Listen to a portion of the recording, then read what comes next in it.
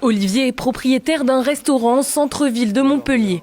Il constate une baisse de 50% du nombre de couverts sur la période par rapport à l'année dernière. On subit un été qui est très compliqué pour nous. On a eu un mois de juin qui était moyen et un mois de juillet qui était vide. Olivier est loin d'être le seul à voir ses revenus baisser. Selon l'Union des métiers de l'hôtellerie-restauration, la fréquentation des restaurants est en baisse de 15 voire 20% en France. De nombreux consommateurs pointent du doigt une addition trop salée. Les restaurants classiques, c'est un peu onéreux, donc on a plus tendance à se faire des restos à l'étranger quand on part en vacances et sinon on se fait des bonnes bouffes à la maison. Dans la restauration, j'y vais vraiment que quand j'ai pas le temps ou lors d'anniversaire ou quoi, que je peux pas dire non. Mais sinon j'évite au maximum parce que ça c'est devenu quand même assez cher.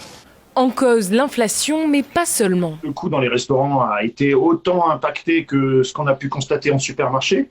Mais si pour les supermarchés, c'est une dépense indispensable pour les consommateurs, pour la restauration, c'est une dépense qui n'est pas indispensable, pour laquelle il existe une alternative. Une situation qui se traduit par un bilan très lourd. Selon la Banque de France, 22 restaurants en moyenne déposent le bilan chaque jour à cause de difficultés économiques.